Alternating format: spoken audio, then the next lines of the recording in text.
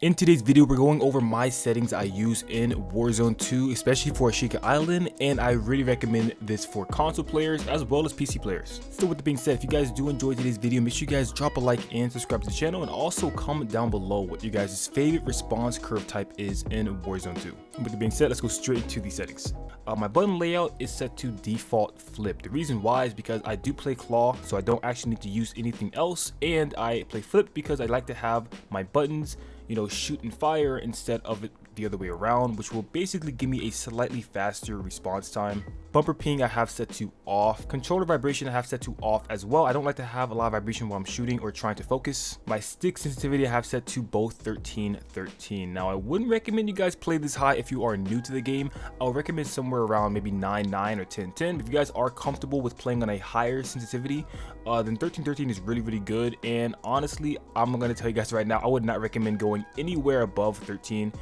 Because all these are really fast, and you guys know me, I used to play in 2020 a lot back in Warzone 1, and there really isn't any movement in the game right now, so there really is no point. You guys can give it a shot, but there really is no advantage of having it except having a really fast reaction time, but your aim is going to suffer at long range. My ADS sensitivity multiplier is set to 0.85. My sensitivity multiplier is all just 1.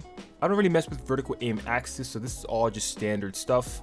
And for gameplay, I have my ADS behavior set to hold, my zoom shared input as sprint/tactical sprint/focus. And right here, this is a really important one, guys. I have my automatic sprint set to automatic tactical sprint. This is actually really good if you are trying to have slightly better movement in the game.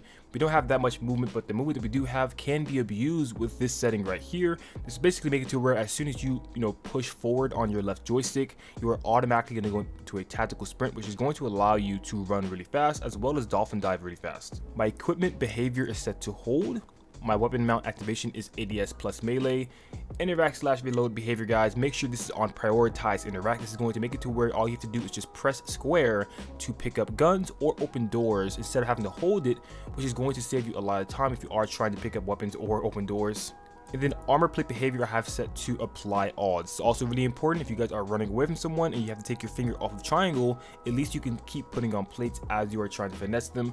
We now have the ability to sprint while putting on plates, so this is actually really important. In the advanced section, I have my target aim assist set to on. My aim assist type is Black Ops. I'm not sure if this is still broken, but a while ago Black Ops was like really good, so I just use Black Ops still, and it still works pretty good for me. Third person ADS correction type, I just have this on assist, which is regular. Aim response curve type, I have this set to dynamic. This is actually one I used back in Warzone 1, and I really recommend in Warzone 2 as well. It's a very nice response curve type. All these right here are just standard. I don't have any of these set to anything specifically.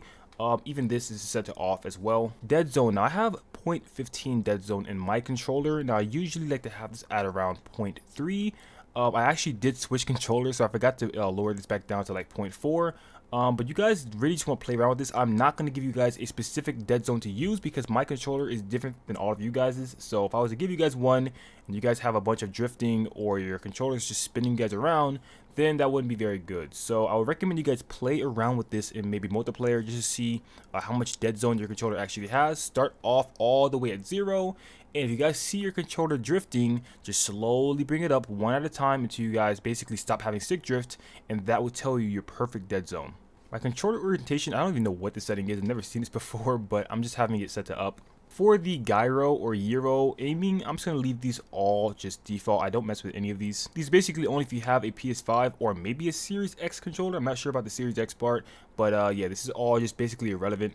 As for movement behaviors, I have auto move forward off, my tactical sprint behavior as double tap, grounded mantle on, and automatic airborne mantle off. My automatic ground mantle is off as well. Now the invert slide and dive behavior, I do have this inverted. This is really important too. This is going to allow you to dolphin dive by just pressing circle instead of holding circle, which is really important in this game, considering that dolphin diving is basically the only movement we have in the game right now. You can really abuse dolphin diving by using this setting.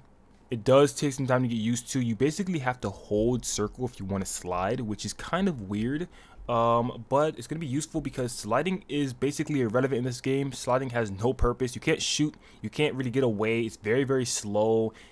So I would recommend you guys rather just dive by tapping circle versus sliding. And then parachute auto deploy, have this set to off. This is going to keep you from basically opening your parachute when you're diving automatically. So you guys are going to have to do it manually, but you can get much closer to the ground to get weapons than other people. So yeah, you guys can use if you want to. If you guys don't trust yourself, then you guys can just leave it on. And then the rest of these, I'm just going to go down slowly. Sprint door bash, definitely have that on. And the rest of these aren't really that important, so I'm just going to go slowly over these ones to show you guys the rest of what I have. But those right there are the settings I'm using in Warzone 2 as right now. If you guys do try these settings out, let me know down in the comment section below.